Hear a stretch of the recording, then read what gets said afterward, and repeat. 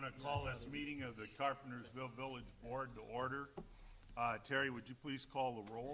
Trustee Burroway. Here. Trustee Stevens. Here. Trustee Humphrey. Here. Trustee Sabi. Here. Trustee Rayberg. Trustee Schultz. Here. President Ritter. Here. Trustee Rayberg had to call in this evening. He had some home duties that he couldn't get out of. We'll rise for a Pledge of Allegiance, remain standing for an invocation from Pastor Adam Parcher. I pledge allegiance to the flag of the United States of America and to the republic for which it stands, one nation, under God, indivisible, with liberty and justice for all.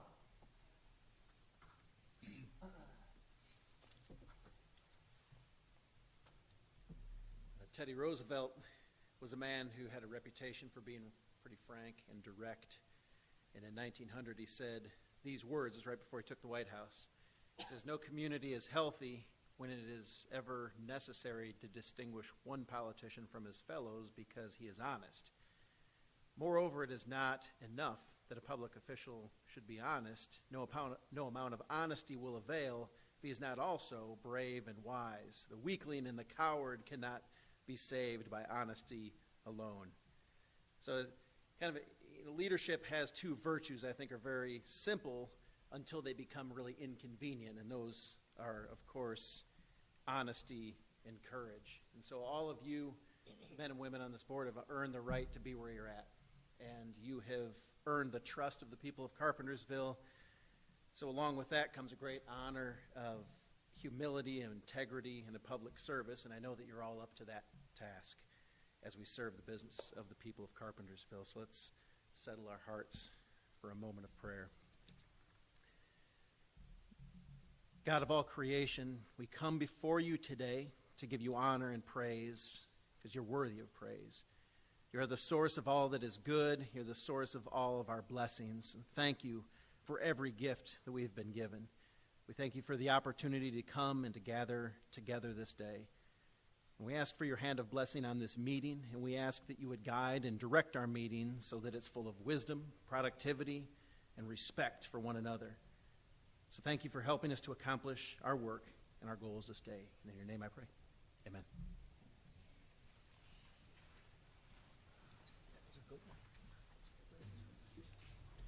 Okay, we have no proclamations, congratulatory resolutions, or awards this evening. We also have no appointments, confirmations, or administrations of oath. We do have public comment this evening. I will remind any and all commenters, please address the entire board, not any individual trustee. If you ask questions, they would be answered tomorrow by staff as designated by the manager. And please confine yourself to Carpentersville Village business. Terry, do we have commenters this evening? Ronnie Fair. Yes, I'm Ronnie Fair. I've lived in Carpentersville for 16 years on 304 North Green in Bill Aldous. Y'all come by through there, y'all done the street, which is a nice job, appreciate it. I've took the old house and rebuilt it and everything, made it look good. But the approach, I'll show you some pictures. I went through this same thing on this sidewalk a few years ago.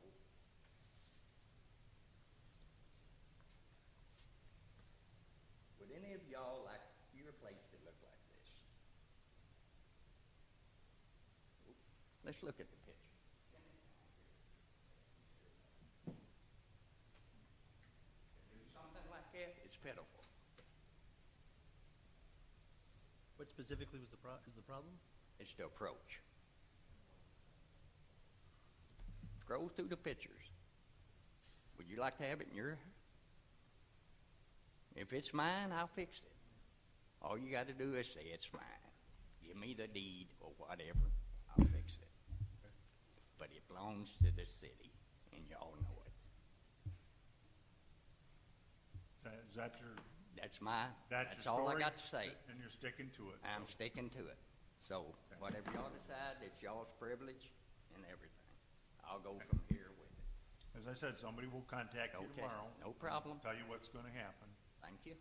Welcome. still going that way. Terry, anyone else this evening?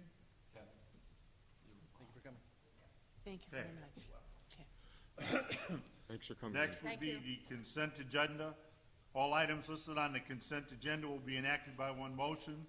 There'll be no separate discussion of those items unless the trustee so requests, in which event the item will be removed from the general order of business and considered in its normal sequence on the agenda.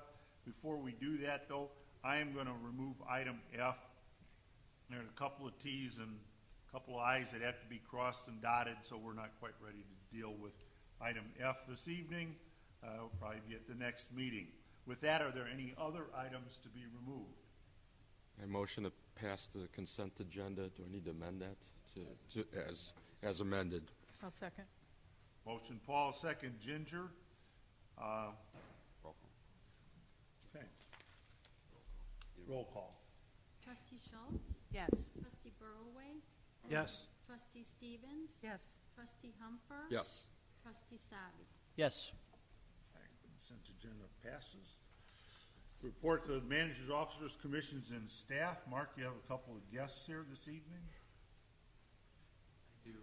Melissa Hernandez wants to go first.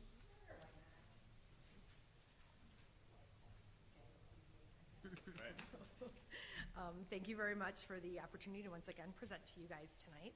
I am Melissa Hernandez. I'm the president for the Northern Kane County Chamber of Commerce. And I wanted to take the opportunity tonight to discuss a couple of upcoming events as well as some new things that the Chamber has been working on this year.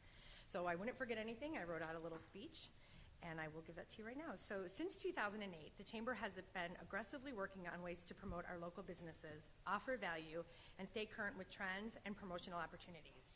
Everyone suffered as a result of the economic downturn, so it is especially exciting to witness the current progress and growth in your community. And we know there is more to come. The Chamber feels it is important to keep up with the pace of your progress. We still offer the traditional events and marketing opportunities expected from local Chamber of Commerce, and we understand that there are many more opportunities and benefits for the community. So for example, this year in 2016, the Chamber has invested in the Chamber app. This will allow our businesses to get more exposure and quicker.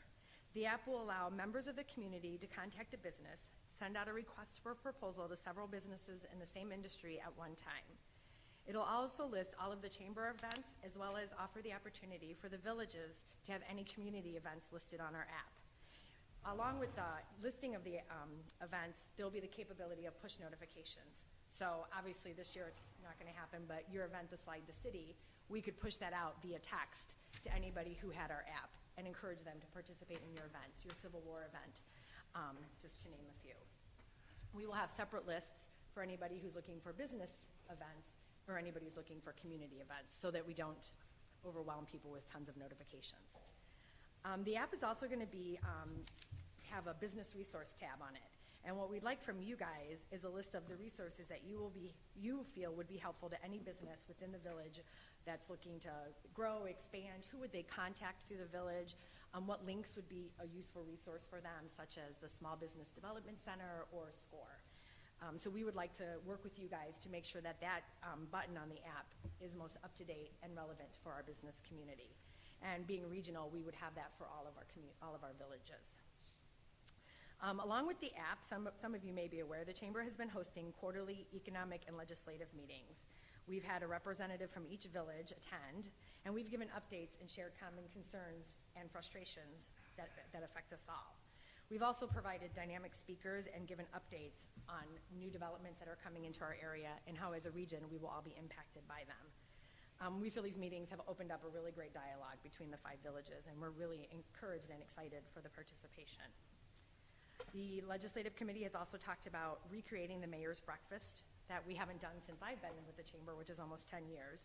And it will give the opportunity for each mayor to share updates with residents as well as the business community.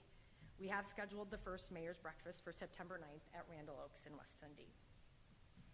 So finally, once again, it's that time of year where we are putting together our Community Service Award event. And we're excited to say this is our 4th year, and we feel that the event has just continued to grow and continues to get better. We came and updated all of you on the fantastic press our recipients received after last year's event, and we're hoping for even a better event and coverage this year from our local press, our state representatives. I will be sending you a timeline. I accidentally printed out the wrong village's information, but I'll send out a timeline of when we need the information by and when we'll need the recipient's name by and other checklists that we will need from you in order to make this event a success. I know in 2013 you guys awarded Ken Pizzal the award. In 2014 it was Laura Fackley, and in 2015 it was Mary Graciano. So you guys have picked 3 very deserving recipients, and hopefully you guys already have ideas for this upcoming year. So I wanted to thank you. I wanted to close today by thanking you for your continued partnership with the Chamber of Commerce. We have seen the synergy in your community, and we know there is much progress yet to come, and we are excited to see what is next. So thank you. Thank you. No problem. As a note, Mark Huber will be our contact person this year for Citizen of the Year, and he'll go through screening and so forth and so on. So if you have ideas or suggestions, contact Mark on that. The second item here, Carpentersville Rotary presentation. That President Dave and Member Lauren here will present something to us. You can go ahead and introduce yourselves, because I don't want to say your last names wrong. My name's Dave Nutt. I'm the president of the Carpentersville Rotary for 2016-2017, and we're just here to talk to you about the little free library that we would like to install here. Just a little bit about Rotary.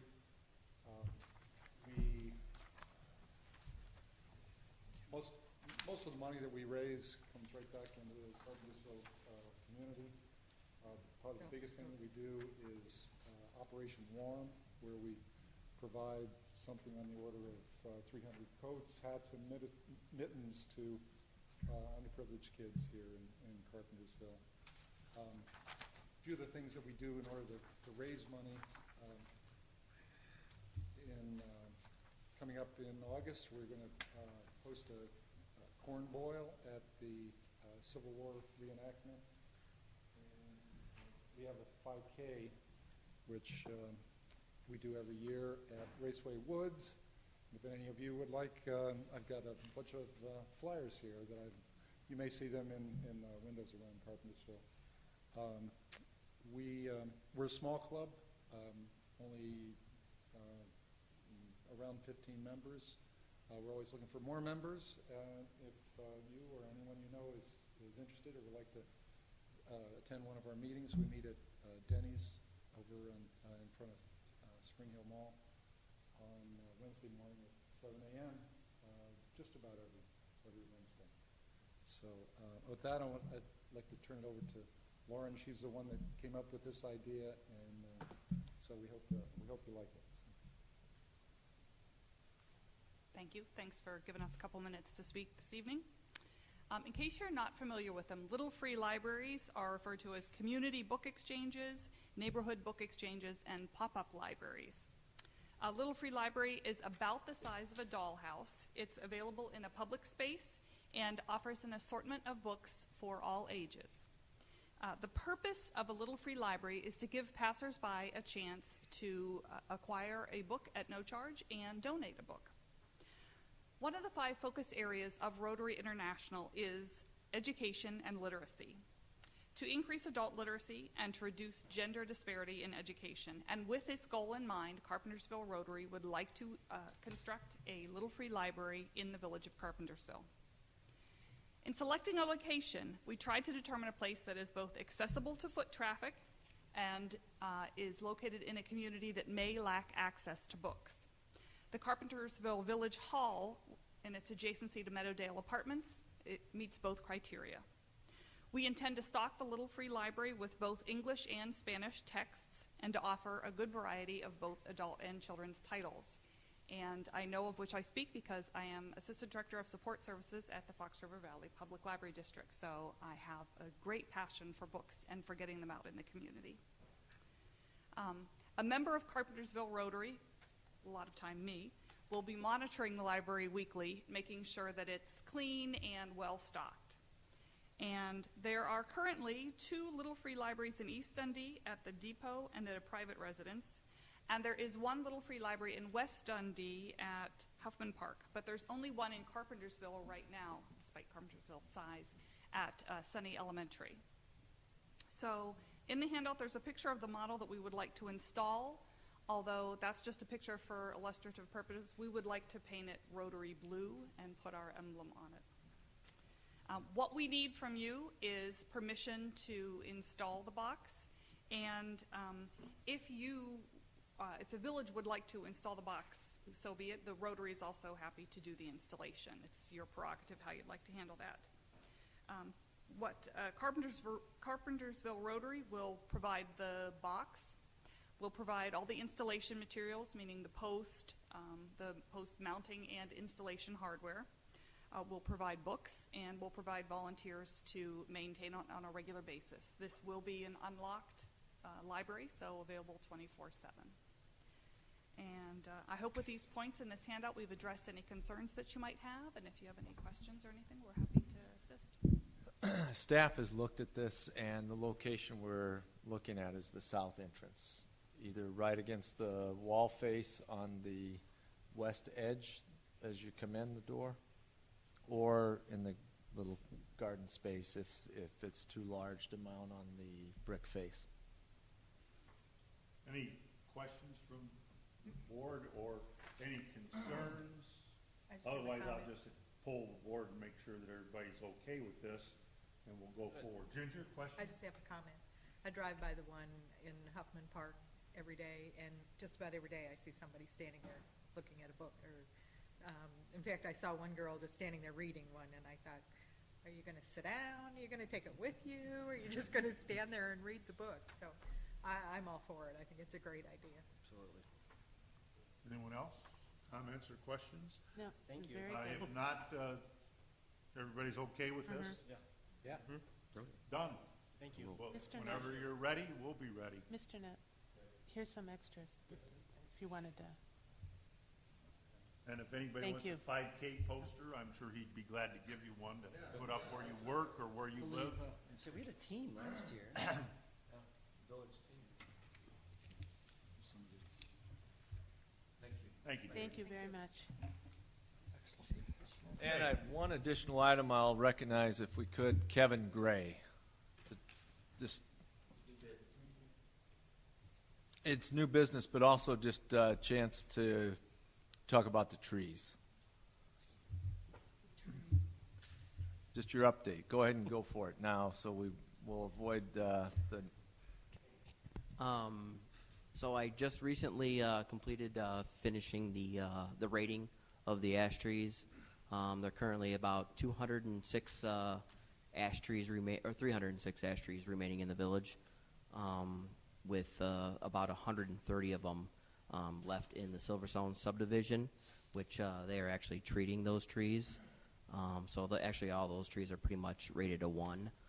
With that being said, there are about, and don't quote me on this, about 50 trees that are rated a 5, 30 or 40 trees that are rated a 3, and the remaining ones are rated a 1.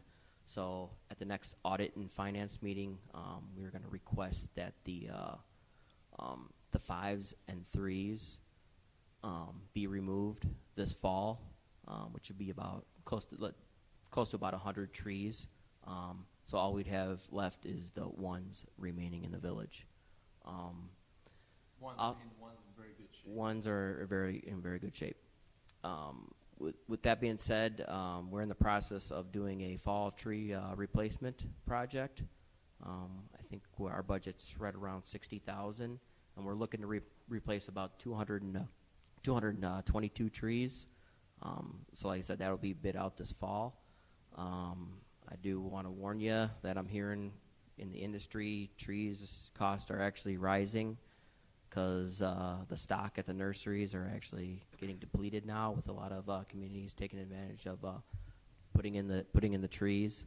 So I think that's something that we're going to have to address this budget season, of maybe reallocating some additional funds to try to get the ash trees replaced. However, I do have some good news. We have replaced a little over 1,500 trees through cost sharing and tree replacement projects. So there's 2,470, I believe, and we've replaced 50. I think it's about 62 or 63% replaced. So we're looking pretty good. So if we do another 222 this fall, we're getting there. Any questions for Kevin? Pat? Just a quick one, Kevin. I know it's kind of two separate projects, but are you looking to contract out to take those trees down? Or are you? No, these are all in-house trees. We were done. I think the last contracted removing we did was in 2014. Okay. It was basically in Old Town, and then the circles and the Wakefield areas where we had to contract those trees out. We are, however, in the process of working on bid docs for tree trimming, for MFT tree trimming. As part of that, there are some trees in the hill section of town that we are going to remove, but that's part of the, they're not ash trees, they're just hazardous trees, basically. So we're scheduled to trim the hill section as well as all of Spring Acre Hills. So any of the Keith Andres tree removal, is that something that you can work in for a bid, maybe to get more of a quantity? We have discount? we already have a contract with somebody. We're just waiting for which now is a good time. We're waiting for the weather to be dry, just so we can go in there and don't have to worry about as much damage to the bike park when we remove them. Yeah, there's 13 oak trees that are scheduled to be removed, and that will probably happen in the next month, basically. Yeah. Trying to work around the contractor's schedule, but he knows he has to get it done in the summer when it's dry conditions. Well, and we'll work with Camber to close the trail for a week. They said it will probably take them about 5 days to remove those trees. Yeah. Well, we've come a long way, I think. It just seems like when we first heard there were over 2,400 trees, was like daunting, wasn't it? Kind of overwhelming. And so we've made a lot of progress. It's really great. Thank you. Appreciate No problem. And one other just quick recognition of Fire Chief John Paul Schilling has been sworn at by Terry as the starting work sworn in, but the ceremonial activity will be when his wife and daughter can join us on the 19th of July. But I know those at the audience or those viewing at home will wonder who that stunning, good-looking man to Skillman's right is. I just wanted to make sure that they're acknowledged. That's Kilman's right. Or, I mean, replacing John Skillman. Kilborn's right. So I had the names. Anything else, Mark?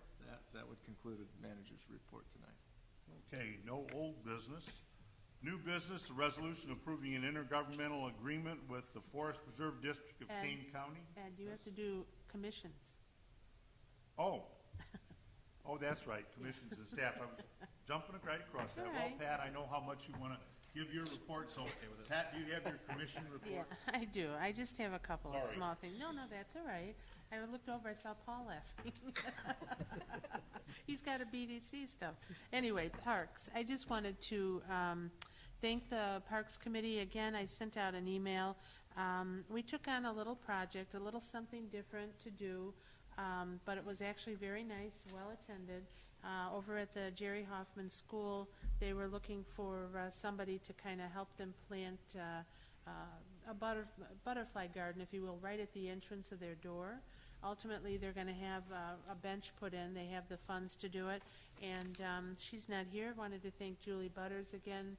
She donated a little butterfly house that we were able to get a stake for and then have that planted. And then also Commission member Dennis Tillix brought some stepping stones that he had extra and laid over there, which look really nice. So when that is all done, like I said, we drive by, we'll be able to see it, and it was really nice. It looked like a lot of work when we first got there. The plants were laying all over the place. The master gardener wasn't there. But the minute she got there, laid them out, we were done in about an hour and a half. And it was nice, wasn't it, Jeff? It really was. So nice to be able to contribute. They got their plants donated. We just lent them a little labor, and it was really nice. It was a good project. So for the Parks Committee, for the village, too, in a sense. And we are taking a hiatus for a couple of months. So when we reconvene, I will give those dates at that time. And then for special events, I wanted to mention Adam left, but this Friday starts at 8:20. Minions will be playing in Carpenter Park. I know you can get there earlier, and I know they have snacks and treats and ice cream and hot dogs, so hopefully it'll be a nice night, and the kids will have fun with that one. I'm sorry? Bouncy house? Oh, yeah, and I think they do. They have a bouncy house there, too. Then want to mention where things are really, seems like I've been talking about this stuff forever, but the things are getting closer. Saturday, July 23rd, Slide the City, as was mentioned, will be here on Maple Avenue, and I know that they're still selling tickets. I think they'll sell tickets through the day of, and should be nice. So I hope for maybe some hot weather, and the kids will enjoy it. So it'll be a lot of fun. And then lastly, as of tomorrow, we are now 4 weeks out only from the Civil War event. Wrapping up a lot of last-minute things with that. Still working on what we hope will be a parade. Got some confirmation from the Drama Club for skits that'll be being performed there, and the guys are working diligently on as many fun things as they can for the weekend. So should be fun, and look for some cutouts around town. We've got a few of our businesses that have agreed to take them, and have a little information on them, on the soldiers for when the event will be. So some big things coming up in the next couple of, within the next few weeks. So, and then it'll be all over. So, but it'll be fun. So, and that would conclude my reports. Thank you. I'm sorry I jumped over the reports like that, but I got my 2 grandsons are at my house waiting for me to get back and play with them. I'm sorry. That's one of those things. Paul? Must be a fast meeting tonight, then. Yeah, I can see. That's what I was trying for, but I didn't get away with it. Okay, well, we met, and we're meeting again at the end of the month, so is that good enough? No, just, I'll expand a little bit.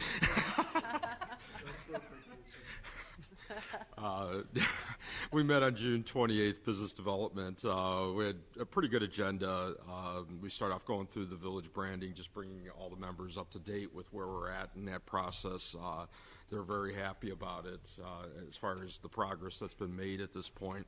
And I think, it's so intertwined with what we do day to day, or what Manager Rooney's responsible for day to day, that I think once we're able to hire a position that we're looking to hire for, I think then we'll be able to go a little quicker with the branding, with the rebranding of the village. So, but that'll be in time. We discussed some of the new businesses that have come into town. And a lot of discussion around the old Dominic's building. What are some of the things they'd like to see go in there, into that building? I guess the biggest news is we're looking at some software to, or I should say, Mark Huber's Community Development, and Patrick, I always forget Patrick, Burks, as he's looking at some software that'll be able to organize our businesses, and you'll be able to categorize it and be able to pull information from that software about the businesses that are in town. It'll be an opportunity to go to their website. I don't want to sell it too much until we've seen it loaded onto the village website and see how it actually works. So we'll keep our fingers crossed there. The software is called gov.qa. So hopefully we'll have that in place by the next meeting, and I can share the details of that after the July 26th meeting, which is our next meeting, and it'll be at 5 o'clock, and it'll be up on the 2nd floor. That concludes my report. Thank you. Don? Nothing from Jet Squadcom. Jelke's Creek watershed there will be meeting on the 7th, a couple of days from today. So I'll have a report next time if I can make it. I might have to head north, so I'm not sure if I'll be there. But anyways, if I do, I'll have a report next time. And we haven't had any audit and finance meetings since our last report, so we didn't have any report there anyway. All right, well, now we'll move on to no old business, and under new business, resolution approving an intergovernmental agreement with the Forest Preserve District of Kane County for certain construction improvements of the Riversview Drive reconstruction and culvert replacement project. A motion to pass this. Second. Motion Paul, second Jeff. Mark? I'd like to recognize the Assistant Public Works Director, Kevin Gray, to give us a timeline and be able to alert the residents of when this construction will take place, if it's approved tonight. I'll probably go into the IGA first here. During the phase 2 engineering for the project, staff noticed that the existing gravel parking lot at Lincolnwood Park needed to be relocated. Staff reached out to the Dunning County Park District as well as the Kane County Forest Reserve District to gain approval to relocate the parking lot that's under their ownership. There were no objections to its relocation. As part of the project, the Forest Reserve requested that the village extend the proposed concrete box culvert in order to make room for the bicycle and pedestrian path to be funded by the Forest Reserve. This extension would consequently eliminate the need for the Forest Reserve to design, construct, and maintain a proposed bicycle and pedestrian bridge to be located directly downstream from the new culvert. Staff felt that this option benefited both parties as well as the residents of Carpentersville. And as part of this IGA, the Forest Reserve would grant the village temporary construction easements, and it also details the responsibilities of the Phase 3 engineering and Phase 3 construction costs. The Forest Reserve's portion for the culvert extension, bike, pedestrian path improvements, and parking area is estimated to be about $54,600 as an engineer's estimate. So they'll actually pay what the actual final costs come in at. If approved, this IGA will demonstrate how multiple government agencies can work together to a common goal and reduce redundant costs. That's what I have on the IGA, and I'll go into the project. The project is currently out to bid, with a bid opening scheduled for July 21st. So we're hoping to have the contractor on board for approval at the first meeting in August.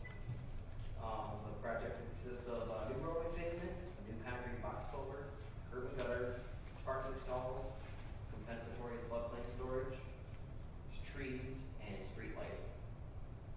In order to expedite construction, a full roadway closure of Riverview Drive is scheduled.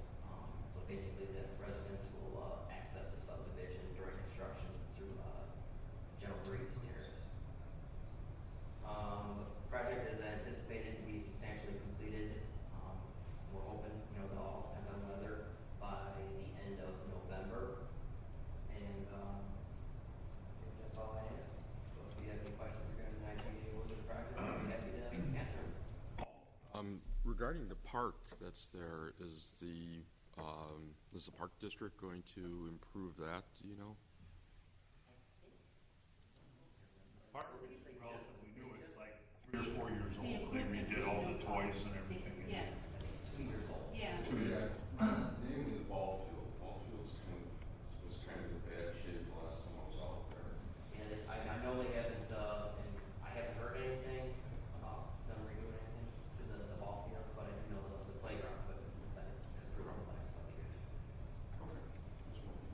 Pat? So where will the path go exactly, Penny?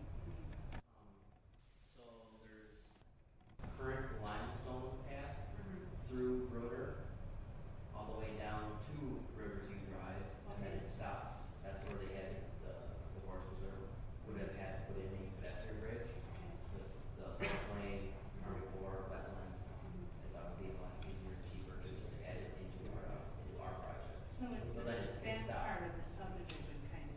Correct, it's on the east side of the subdivision, Okay. along the unimproved Fox Bridge right away. Okay, okay. And then it does go, and then there's a portion of it already constructed from the Carpentersville Dam, probably about 500 or 600 feet to the north. There's just that gap right there. So this would actually complete that path. Okay, gotcha. Thank you. Go ahead. And I think I read there that the park district or the county is going to be responsible for that bike trail? Correct. Or Yeah, they will that part on the bridge? They will maintain the Right. bike path. Okay, okay.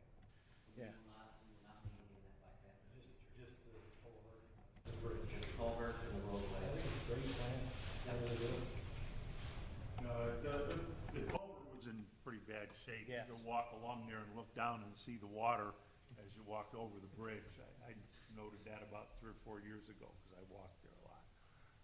And it's a well-needed project, and again, it's an intergovernmental agreement where both governments will benefit, us and the county, because it's going to be cheaper for them to do this that way and cheaper for us in the long run, and we've got permission from them. It's really their property, and they could have said, no, we don't want it. Actually, at one time, they really didn't even want that road there.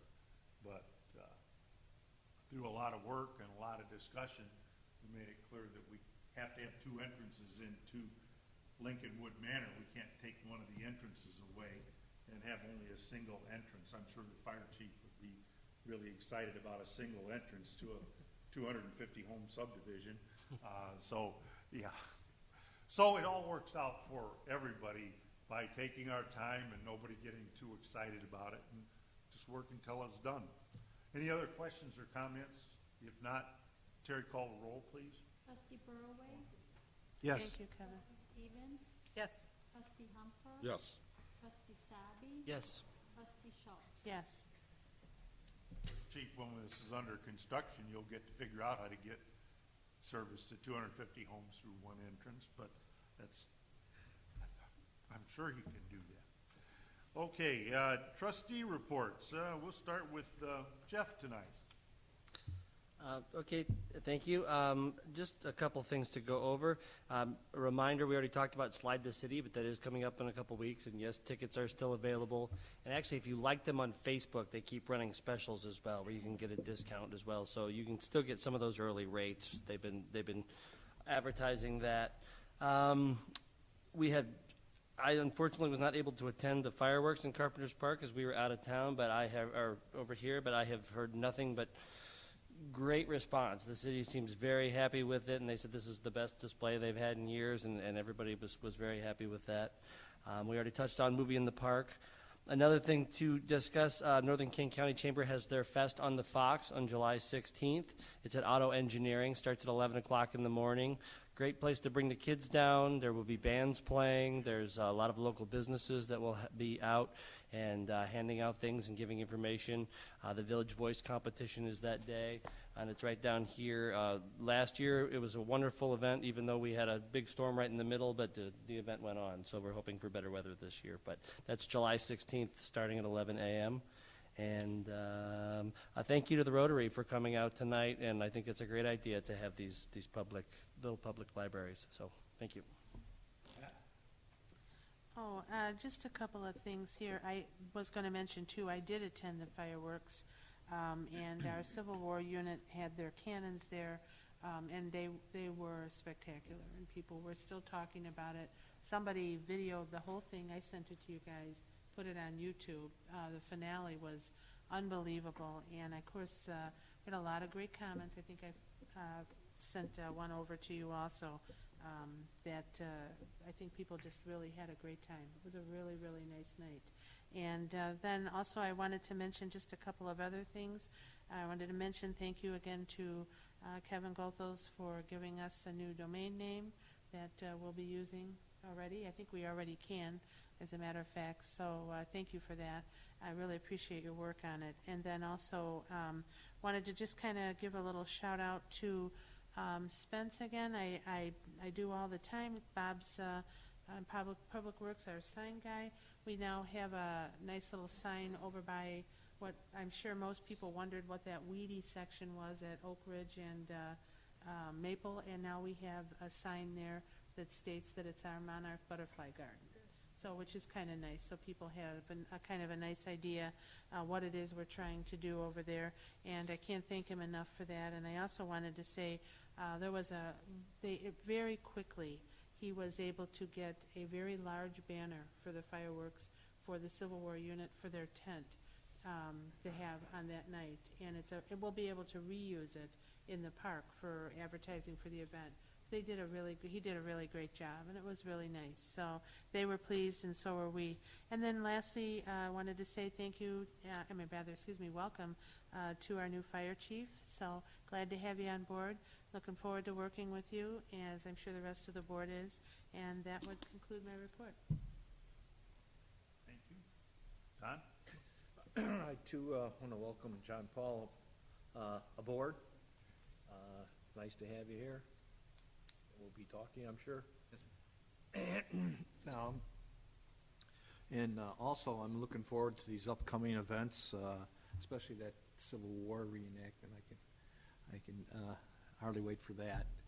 Hopefully, I'll be able to make it to the slide for the slide to city. I know, Jeff, you're waiting to see me in a Speedo, right? I cannot wait. Okay. My water wings. But anyways, I don't know if I'll be out of town for that, but because I'm out of town a lot. And I think want to say thank you to the police. They did the best they could over this holiday weekend, I think. I'm sure there were, how many calls? 40 or something like that, calls for excessive fireworks. So good job, Chief. Thank you. That's all I have. I have a couple. I think there were a few of us that attended the Walmart VIP tour on the night before they opened. So we got to walk through the entire facility, which is huge. And there wasn't anybody there shopping, so it was kind of nice to be able to walk through and see all of the different sections and listen to Philip tell us about the different things that Walmart has going on that makes their prices cheaper.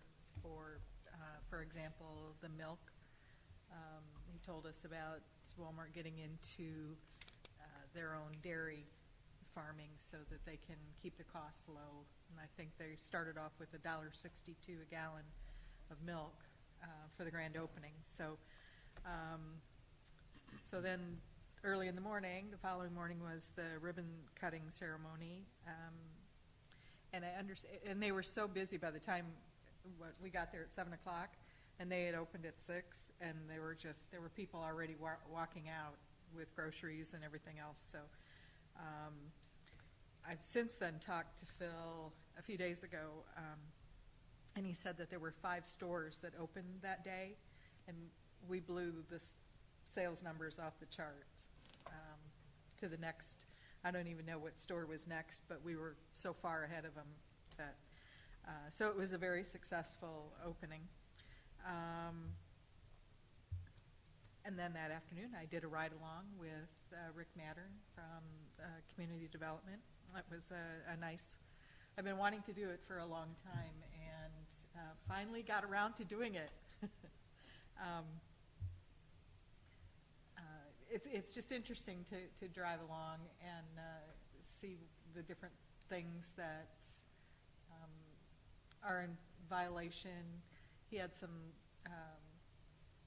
residents that he had previously issued some citations to, and we kind of went back and checked on them to see, and I believe that most of them had come in compliance.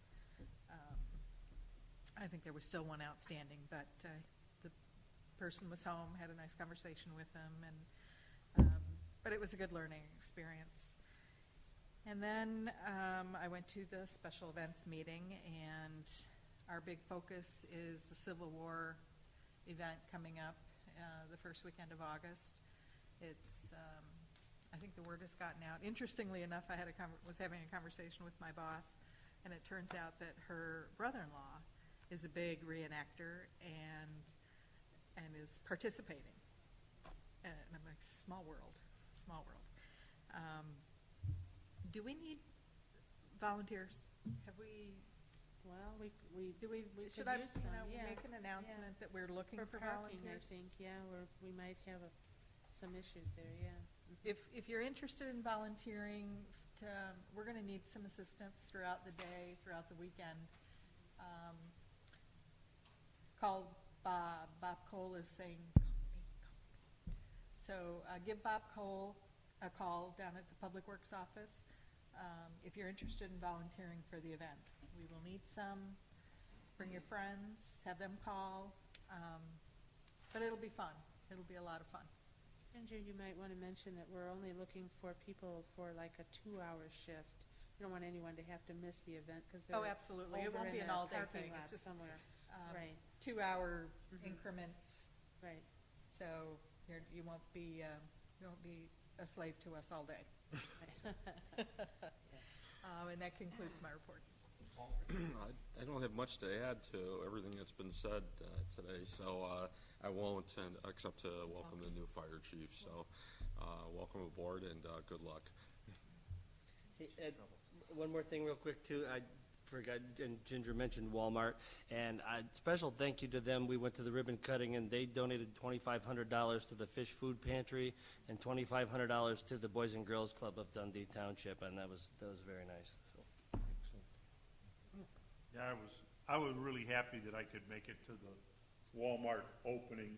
I probably looked a little bit funky in my gym shirt and my running pants, but that was all I could get on over my knee at the time, so I had to take what I could, but it was a very proud moment for me to be able to welcome Walmart when a corporation, the largest retail corporation in America, I guess outside of maybe Amazon, I don't know. When they come and say, Carpentersville, you're the place we want to be, help us get a store in here, that says something about Carpentersville and the east side of Carpentersville especially as a desirable place for business.